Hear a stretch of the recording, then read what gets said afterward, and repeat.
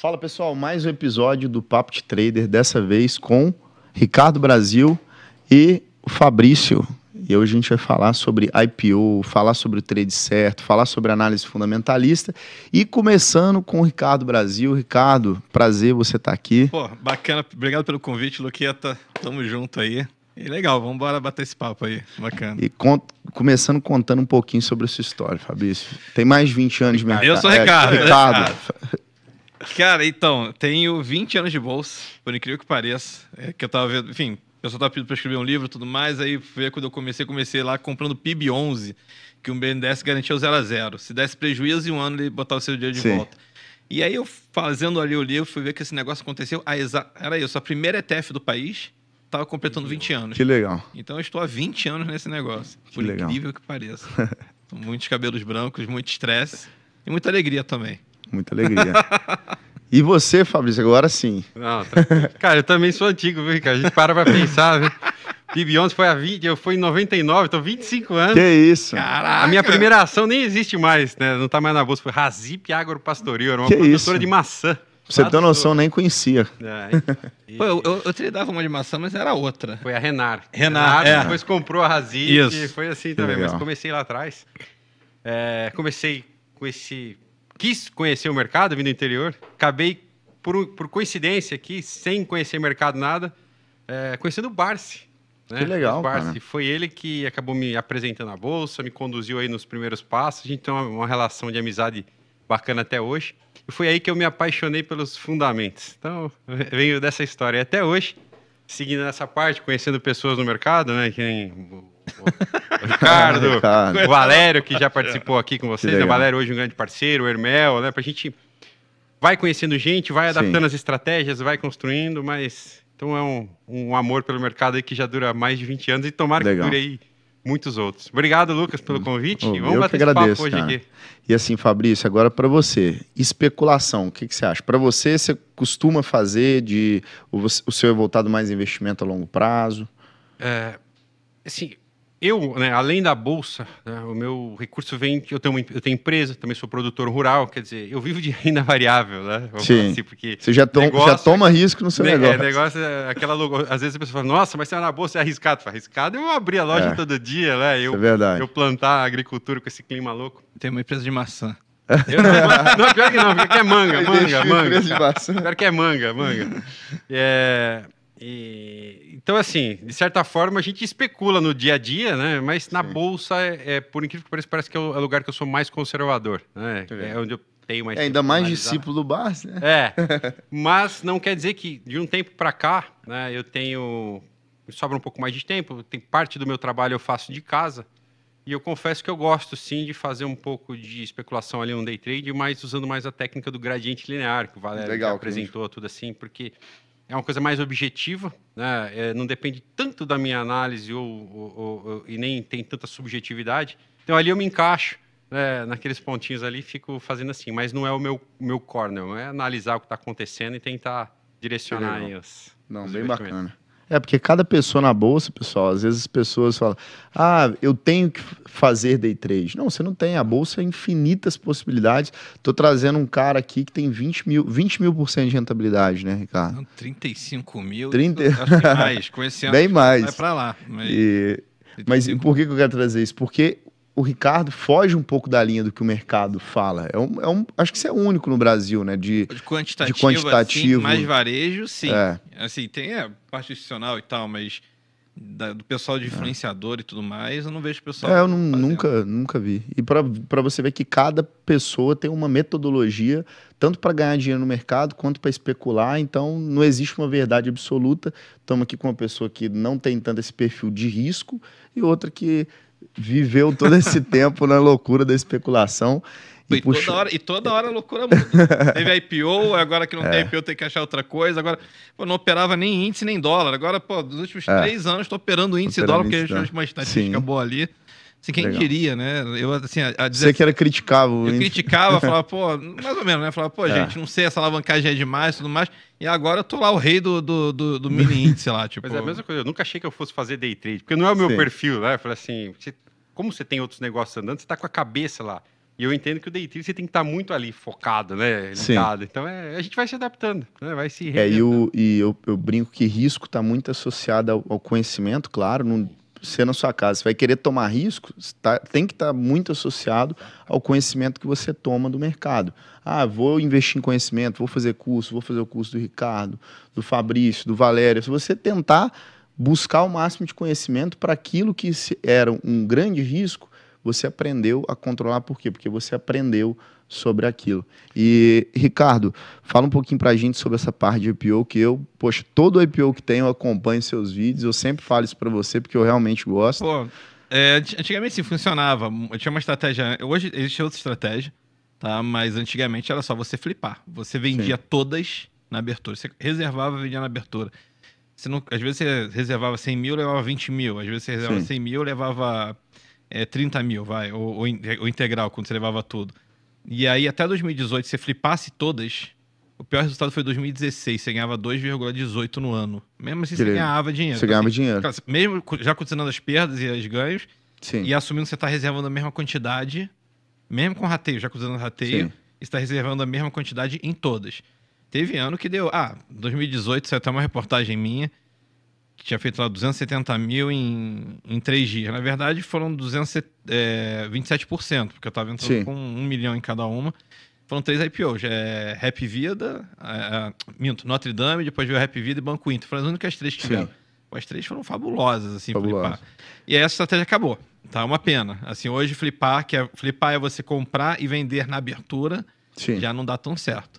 Aí tem outras estratégias agora. Esse ciclo esse último ciclo de IPO, eu vou até abrir com vocês, porque aqui não tem papas na língua de contar mentira. Dentro das corretoras, o Ricardo sabe que antigamente existia como? Você pedia 1 milhão e aí sai pedindo na conta de parente. Sim. E se alavancava pra caramba. E do Smart Fit, eu tava passando por um momento da minha vida que eu tava assim, extremamente alavancado, tinha mudado pro Rio, tava cheio de conta. Falei, cara, agora é a hora. A empresa não tá entrando por dívida, tá entrando para expansão. Assisti os vídeos do Ricardo. Teve aquele lance de Smart Fit. Smart Fit teve uma bonança ali, né? Aí eu dormi, botei a cabeça no travesseiro, dormi tranquilo e salvou todo ano. Smart Fit mudou a data de liquidação, então assim, teve uma... Sempre liberava para cancelar, sempre deu uma alteração numa IPO, é obrigado a abrir para varejo o cancelamento.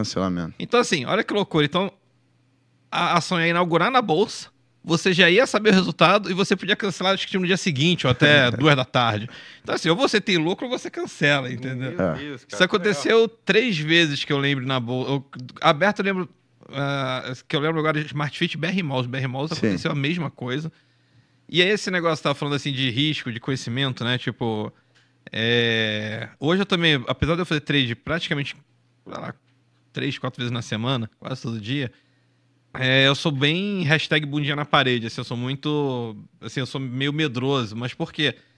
Essa parte, não sei se é ruim, tá? Às vezes eu falo, poderia ter ganhado muito mais, mas eu já vi tanta tragédia pra trás, que aí você fala, eu vi Varig, né? Eu tava, primeira recuperação judicial do país, eu tava lá, eu tinha feito uma grana em Varig, sem saber nada, eu tinha 30 mil, fiz 100 mil, assim, acompanhando o grupo de Orkut, e aí teve... E perco também 40 pau. Imagina, 100 mil reais, você perde 40 mil reais num dia em Varig, porque o juiz fala que não ia ter o leilão e depois teve, só que aí eu já tinha perdido dinheiro.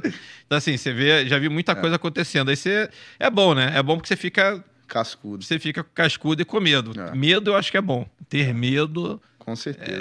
É muito bom. Eu conheço uma galera que não tem medo, que já fez fortuna, mas também depois quebrou. Não, esse que é o problema. Eu conheço gente que fez eu tenho um caso de um cliente que fez 2 milhões virar 20 em um ano. Eu tenho um case de um cliente que fez 100 mil virar 4 milhões em 2 anos. Então, eu vejo em especulação acontecer isso, mas uma coisa em comum entre esses que tomam muito risco, sempre muito alavancado, uma hora quebra. Isso é uma coisa assim... O problema é esse feeling de saber a hora de parar. Dosar, né? Aquela parte do capital. Mas o engraçado, né, que você vê, o Ricardo... O fã do IPO. Eu participei um IPO na minha vida. Com 25 anos de bolsa, um IPO, acho que foi... que deu errado, né? Não, foi São Martinho, carreguei um pouquinho, depois saí, porque é aquela história assim, né? Por causa do fundamento, falei, cara, deixa eu conhecer um pouco mais a história dessa empresa, os resultados. Porque tem aquela história do IPO que todo mundo enfeita a noiva, né? Sim, sim. Que Passam todas lindas. Nossa, todo IPO é lindo. Mas se a noiva, se ela for pro altar ali no primeiro dia, tá valendo.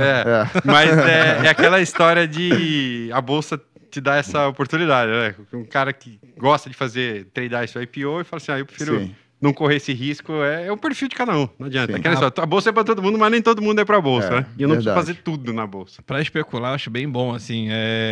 Mas é isso, assim. Várias delas, primeiro a Gafisa, abrindo com 30% de alta. A própria Bovespa abriu o capital, né? Abriu com 40%, fechou com 50%.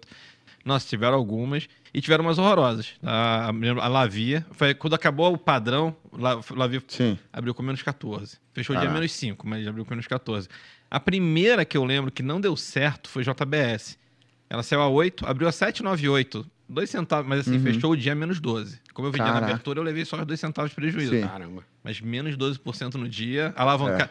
Você pega papagaio, naquela época não dá pra preservar 1 milhão, era 300 mil massa. Como se eu tivesse esse dinheiro na época, né? Mas assim, reservava na conta do meu pai, da minha mãe e pô, menos 12 ia ser triste. É igual nesse. Eu fui muito inconsequente, mas eu falei assim, cara, sou novo, tô convicto, dá pra quebrar. Eu, infelizmente, tive muito essa cabeça, já quebrei muito por isso, mas é aquilo que o Ricardo até levantou, né? Você vai criando casca, você vai criando experiência, e eu não tô há tanto tempo quanto vocês, estou há 10 anos nisso, mas esses 10 anos foram muito desafiadores, né? Acho que tirando 2000... Vocês, acho que o mais desafiador foi 2008, 2012, né? O Dilma. Por ali. A gente pegou a bonança, eu peguei aquela bonança do... Pra mim, foi assim, foi quando começou 2008, não foi nem questão de Dilma, foi porque eu nunca tinha passado... Meu primeiro circuit breaker foi lá em 2008, se eu não me engano. Ou 2009, subprime. Tiveram 3 naquela época. Teve na verdade teve outro que foi duplo, né? Que bateu menos 10 e bateu menos 15. Engraçado que ficou na minha memória, mas agora, depois que passou a pandemia, isso parece... Pandemia acho que teve até mais, tiveram uns 4 circuit break, eu não sei, tipo... Eu peguei toda aquela boom das commodities, né, do ciclo do 2000. 2008 foi minha primeira pancada também, assim, na bolsa, que eu tava extremamente alavancado, mas em termo. Então, na época, tudo que eu tinha ganho, o que dá pra, assim... bolsa em alta, até pedra PN sobe, né? Tudo sobe, você se acha um gênio. E eu alavanquei, acho que na época 10 vezes a carteira, dá para alavancar, ia alavancando, tomando a termo, e aí, passa, foi assim, e a época ainda, o telefone tocava, né, manda margem, manda dinheiro, porque a pessoa não atende, né? O ativo cai, a sua garantia diminui, e você tá, nossa. Foram 3 dias assim, de apuro até eu conseguir estopar tudo. Mas foi perrengue. Depois volta, a gente teve... Aí depois leva a lição, né? Leva a lição. E aí depois, acho que você entrou, você pegou aquele Brasil... 2014. Cansando, né, cara? Aquela quedinha que vai te sangrando de pouquinho, depois pega aquela... Nossa, horroroso. Em 2019, tudo alegria, né, cara? Você vê, a gente vai passando e vai criando casca, não tem jeito. Eu acho que, eu tava contando uma vez com o Hugo, acho que foram 13 circuit breakers que a gente já passou nesses 20 e poucos anos que eu passei. Eu devo ter passado uns 10, senão... Assim, não sei se você teve algum antes de 2008, você tem mais do que eu. Mas, assim, acho que a pandemia foram 4, né? 4 circuit breaks. Por aí. Acho que você teve Joesley também. Joesley, 2018, né? Que eu lembro foi mais ou menos isso. Então, acho que 4 de pandemia, mais esses 5, mais 3 lá de 2008, são 8, alguma coisa se não me engano, teve a dos tigres asiáticos, foi 98, 99, não lembro agora, mas acho que não lembro onde vai contar. Comecei na bolsa em 2005. E assim, Fabrício, o que para você da parte fundamentalista, o que você traz de aprendizado nos momentos de crise? Porque as pessoas acham que o mundo vai acabar. Eu lembro da pandemia, e se a gente contar para os nossos filhos daqui 20 anos, 30, fala assim, cara, você acredita que o povo comprava papel higiênico no mercado porque achava que o mundo ia acabar? Porque eu achava isso a coisa mais idiota do mundo. Pô, vou fazer estoque de papel higiênico, de enlatado, eu achava não fazia sentido, mas é um momento de tensão mundial. Todo mundo, o que vai vir daqui para frente, né? E o que você levou de lição nesses momentos de crise? Nas primeiras crises, a gente sempre tem essa questão, o mundo vai acabar, né? Toda crise o mundo vai acabar. A gente começa a criar essa casca. Uma coisa que eu aprendi muito a fazer é não... Assim, quando eu pego para analisar um negócio, não é nem o futuro dele. né? Claro, assim, ó, quanto ele vai valer daqui a um tempo. Gosto muito de olhar como é que ele se comportou nessas crises passadas, entendeu? Pô, quem penou, quem não penou, quando o dólar disparou lá em 2000 e tralalá, no primeiro governo Lula no começo, o que aconteceu, ou ciclos de investimento, ou quando a gente estava na era Dilma, tudo que aconteceu, porque a gente já passou por explosão do dólar, já passou por ciclo de juro alto, como é que isso se comportava? Então, isso vai me ajudando a fazer um filtro, tá? E nesses momentos de pânico, mesmo com a pandemia, eu falo assim, poxa, tem empresas que, por mais que, tudo bem, a gente vai ter um lockdown, mas o sistema financeiro vai continuar funcionando. Sim. Estou comprando papel higiênico no mercado, então, por exemplo, Klabin vai continuar produzindo celulose, que a gente vai precisar de máscara, de papel. Você vamos friamente, né? Nesse cenário mesmo de causa aqui, quem que vai vender lenço? Vamos falar assim, né? Quem vai chorar e quem vai vender lenço. Então, essa casca grossa é criada, né? E você tem a frieza de agir nesse momento. E a pandemia foi um momento que eu me alavanquei novamente no termo, porque de 2008 eu falei, não, nunca mais faço esse negócio. Mas na pandemia deu a oportunidade de falar, peraí, agora é diferente. Que em 2008 você estava tentando pegar aquela volta, só que não parava de cair. E aí e na pandemia foi diferente. Não, peraí, isso aqui não distorceu demais, entendeu? Bom, eu vou fazer, porque se o mundo realmente acabar, acabou para todo mundo, né? Uhum. E então foi legal. Então essa casca que a gente cria, tem negócios que não vão perecer, não vão parar. Sim. E realmente se o mundo acabar. Aquela história assim, se o Banco do Brasil quebrasse também, o Brasil tudo foi pro saco. Exato. Desculpa o termo, assim, Sim, mas sim. então É a realidade. ter essa frieza e entender, mas pode ser que eu tenha que carregar. Por isso que é aquele negócio, né? O que vai para a bolsa é o dinheiro da pinga, vamos pensar assim, não é o dinheiro do café da manhã, o dinheiro da alimentação. Uhum. Nesses momentos assim que você vai... A gente vê que assim, o mercado fica irracional, né? Você vê ali o petróleo sendo negociado a menos. Negativo. O pessoal pagava futuro, porque, né? assim, Exato. era o custo de você pegar, armazenar o barril de petróleo. Sim. Tipo assim, barril de petróleo negativo. Eu me lembro que eu fiz um trade, assim, eu não consegui ficar montar posição, eu não sou de montar posição. Uhum. Sim. Mas eu vi Petrobras indo de 27, acho que em 2 dias estava a 11. E a put, eu tomei a 11. A put de 6 estava 40 centavos. Eu vendi a put de 6. Falei, pô, claro. Caramba, qualquer né? coisa eu vou Mas assim, olha a loucura. Em um dia, tá 11. Pra put de 6 tá valendo 40 centavos, Pois o pessoal tá achando que vai pra... ia pra zero. Vai cair, mas sei lá quanto, entendeu? Tipo, aí eu ganhei o dinheiro... Aí, claro, agora é fácil, né? Pô, podia ter vendido o triplo mas do que eu sempre vendi. Sim, Mas assim. eu também tava pensando que se eu fosse exercício... É isso, não é tão óbvio na Não, hora. não Na é. hora eu falei, se eu for exercício, eu tenho que ter essa grana aqui pra segurar, pra ficar Cara, eu segurando lembro esse assim, negócio. olhando, eu tava trabalhando dentro de um escritório, né, de gente autônoma, os clientes ligando, desesperado, e aquele olho do furacão acontecendo, é desesperador, cara. E todo mundo querendo achar o ponto ali que a bolsa ia subir ou que ia continuar caindo, é uma loucura. E a gente vê uns padrões, né? E vinha de uma época de alegria na bolsa. De alegria. 2019 era... É. Tudo subia.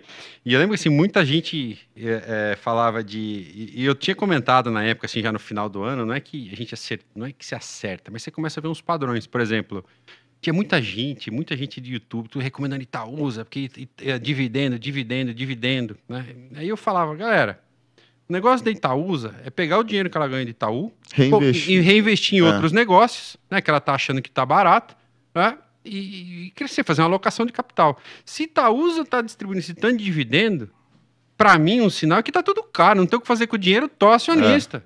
Falei assim, olha, eu vou segurar o dinheiro aqui, porque eu acho que a gente precisa esperar um pouquinho o preço ajustar. E eu dei a sorte de vir a pandemia, então eu tava com caixa.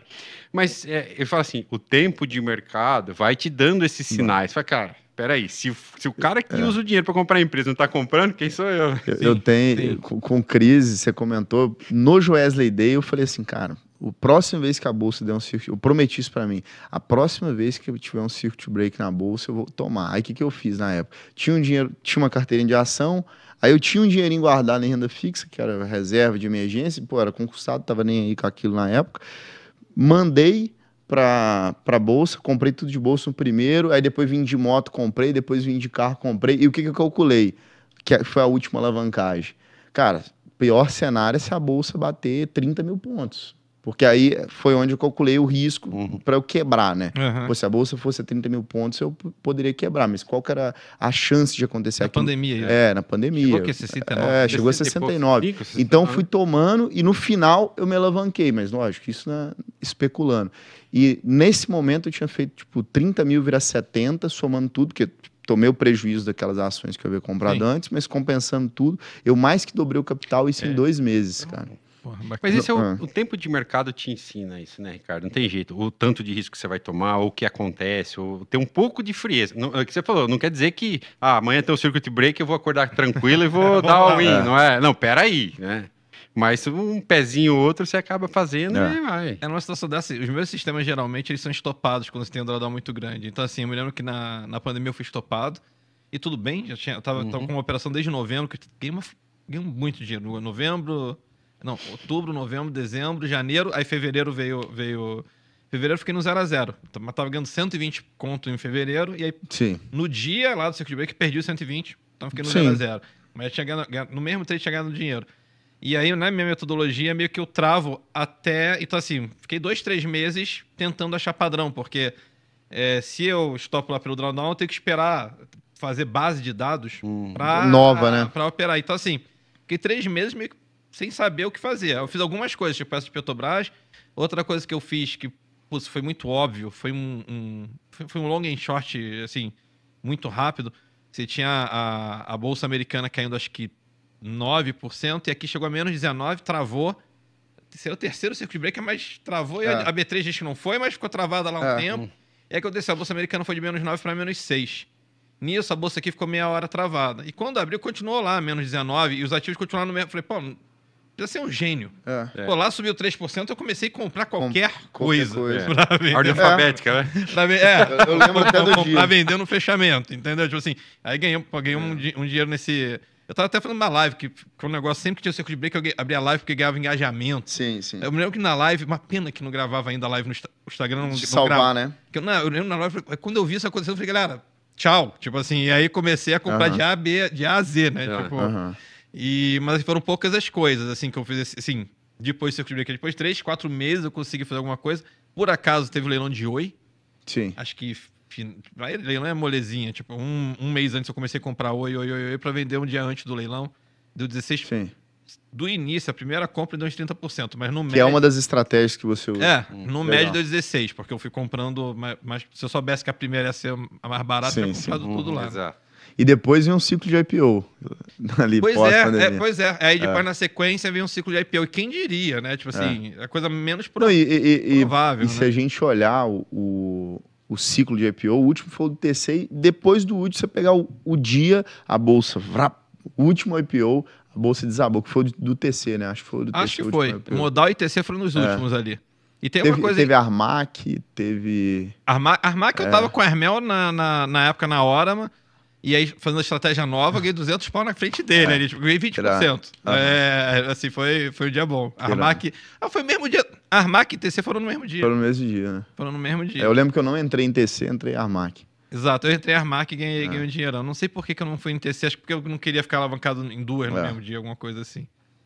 E é engraçado, assim, que agora é muito óbvio olhar pra trás, né? Mas na época era tipo assim, a vacina não vai sair antes de 5 anos. Sim. Entendeu? Assim, agora é muito fácil, porra. Saiu sei lá, em 3 meses, sei lá, 3 meses não, mas foi toque de caixa, assim. Sim. Então tudo que se esperava na época, senão também é óbvio, né? Se o pessoal tivesse essa visão do que ia acontecendo, não tinha caído tanto também na época. De fato. Mas a incerteza que mata a bolsa, né? O dinheiro foge e acabou, proteção, né?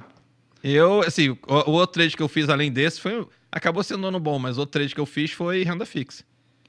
Só assim, ganhando na dor das pessoas, provavelmente muita gente quebrando e tudo mais, você vai no mercado secundário, você começa um monte de oportunidade. Renda fixa, sei lá, a taxa de juros está 10, você consegue pegar a 16 ali, porque o cara... E depois você ainda ganha na marcação mercado ali. Exato. Sinistro. É igual o momento que a gente está vivendo agora, né? O momento de caos, eu vi, tava tendo IPCA mais 7,16 essa semana. IPCA mais 6,97 para 2045. Olha aí, 2045 com a taxa dessa. Acreditando que eu vou ganhar em algum momento. Vai.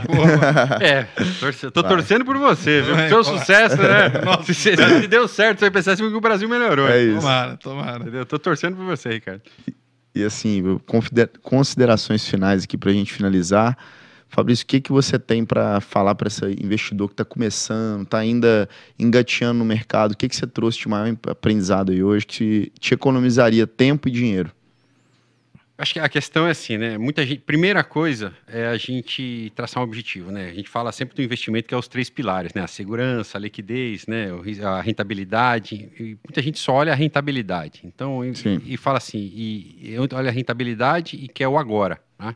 Porque o longo prazo é longe, mas o longo prazo chega. Então, se você começar a trabalhar, eu falo assim, o começo é muito difícil. O exemplo que eu gosto de dar é que como você vai nadar na praia, né? Você tem as primeiras ondas, vão te batendo, de repente você nada um pouquinho, diminui aquela arrebentação, você consegue ficar ali parado sem sofrer. Então, assim, esse momento chega, né? E ele é bem, eu falo assim, e ele é factível, né? E é fácil de acontecer, mas ele assim, é simples você chegar nesse ponto, mas ele te cansa um pouco, porque demora, esse resultado às vezes vai te levar aí 3, 4, 5 anos para você sendo conservador. Mas o importante é você ter um objetivo e verificando essas metas, né? Eu sempre falava assim, olha, então a meta ajuda porque eu lembro quando eu comecei lá em 99, eu falei assim, olha, meu primeiro objetivo é ter 1 mês do meu salário, depois 2 meses do meu salário, né? 3 meses do meu salário, quando eu comecei na época com um dividendo, pensando, até que você está tirando 1 ano de salário com dividendo. Então, traça metas pequenas, né, e começa, chega naquela, se paga um pouquinho. Aí chegou uma época quando minha esposa engravidou, falou assim, olha, agora eu vou ter um dividendo que eu quero, os dividendos do 3º trimestre tem que pagar a faculdade, a escola, o ano da escola da minha filha, né? Então, isso é legal, porque você vai trabalhando, você começa a olhar. Tem um horizonte, né? De ter pra então, onde ir. é a mesma coisa, mesmo quando a gente quem gosta de correr, você sai para correr 10 km, você não está vendo a linha de chegada, né? Você quer ver a placa do quilômetro 1, depois a placa do quilômetro 2. Sim. Então, o que eu digo assim, ó, é controlar essa ansiedade, né, e dividir. Como que é aquela brincadeira, como é que se come um elefante, né? A mordida de cada vez, né? Não dá para você engolir um elefante. Então, isso vai ajudar muito no psicológico. E todo investimento, tem esse assim, entenda o que você está fazendo, onde você está colocando o pé, porque é o teste do travesseiro. Porque se você não conhecer, você não dorme à noite. Não dorme. Verdade. Não dorme mesmo. Tá, comprei essa ação hoje aqui, deitei e dormi. Fiquei pensando, ou investindo no IPCA mais 6, não estou dormindo direito. Ou você não conhece o que você está fazendo, ou você tomou risco demais. Exato. Então, eu acho que é o teste, e presta atenção no teste do travesseiro. Legal. E para você, Ricardo? Pô, eu concordo muito com o Fabrício, né? Tipo, eu acho que assim, quem tá começando tem que começar pequeno, tá? Isso é muito louco, assim, no meu capital lá eu fiz não sei quantos milhões, não sei o que lá, parará, mas eu fiz em 20 anos. Tem gente que chega no meu Instagram e fala, cara, e aí? Eu vou dar o meu dinheiro para ser administrado, nem administro dinheiro de ninguém, mas, pô, e se eu te der tanto, você faz 1 milhão para mim? Eu falei, gente, ou se eu começar contando... Eu falei, apesar de eu ter feito alguns milhões, tipo assim, o meu primeiro milhão demorou. Eu comecei com 30 mil. E sem aporte no meio do caminho. Eu acho que... eu comecei em 2005. Eu acho que meu primeiro milhão foi tipo 2015, 2016. Caraca. Então, assim, demorei demorei 10 anos. Tudo bem, óbvio, depois fica mais simples. Sim. Não, e você tomou toda aquela porrada de bater cabeça durante aquele período de aprendizado. Quando você cria essa casca grossa, é igual eu. Olho hoje e olha eu há 10 anos atrás. É pessoa totalmente diferente.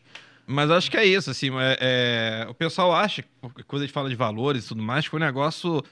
Mas não foi, tipo assim, de 30 mil, sei lá, fiz 100, aí eu perdi 40, aí eu me lembro que eu acho que volto para com 30, aí termino acho que um ano com 100, aí teve um ano que foi muito bom, que foi 200, aí outro ano foi muito bom, foi para 400, aí depois, sei lá, eu devo ter ido para 500, assim... Foi, assim, eu me lembro... De formiguinha mesmo, foi de trabalho formiguinha. de formiguinha. 2015, eu me lembro que foi um ano muito bom. 2015 foi um ano que eu fiz, tipo, 800 e cacetada. Tipo assim, ficou praticamente... E 2018 em long and short fiz 700. 2018 eu devia ter na conta, acho que em torno de 3. Eu fiz 33% em cima do meu capital. Então eu fiz 1 milhão ali. Só que é raro, assim, é muito mais difícil hoje eu fazer... Isso. É muito mais fácil eu pegar 100 mil e transformar em 200... Do que pegar 3 milhões. Com certeza. Pegar 3 milhões e transformar em 6 milhões, né? Em 6. Né? Até mesmo fazer mais um já fica mais complicado. Até porque você começa a tem ativo que não tem liquidez, enfim, você começa a ter algum problema ali de capacidade mesmo. Então acho que é isso, assim, vai pequenininho. Tipo, acho que quem quiser se inspirar, tava lá. 30 mil ainda pode ser uma barreira de entrada, mas comecei lá com 30 mil. E demorou até fazer o primeiro, mas... Enfim. Sim. Então, muito associado a isso da ansiedade, né? Ter um horizonte. Até porque acho que começar pequeno também tem isso. Acho que uma coisa que me salvou muito não tinha BMF naquela época, assim, não era normal. E alavancar... Era mais difícil assim, alavancar, né? Alavancar 2 vezes. Você tinha 100 mil, você conseguia comprar Isso. 200 mil. Então, assim, praticamente não alavancava. Hoje, sei lá, o cara começa na corretora alavancando 50. É. Então, assim, eu acho que isso tem muito...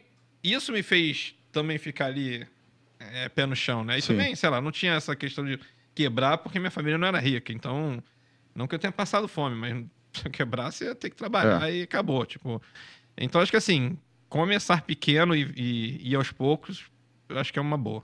Não, muito bacana. E galera, pedir para você curtir, compartilhar e seguir o nosso canal.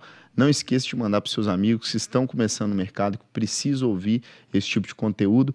Passar o Instagram do Ricardo, como que tá lá o Instagram? É Ricardo Brasil Lopes e tem o verificado, hein? Pelo amor Ah, de Deus, é. tem uns fakes aí. Não vai Ricardo seguir o Brasil fake. Lopes com verificado, pelo amor E de o Deus. seu, Fabrício? É Falodi. Falodi. Falodi. Aí, obrigado por ter assistido até aqui e aguardo você no próximo vídeo.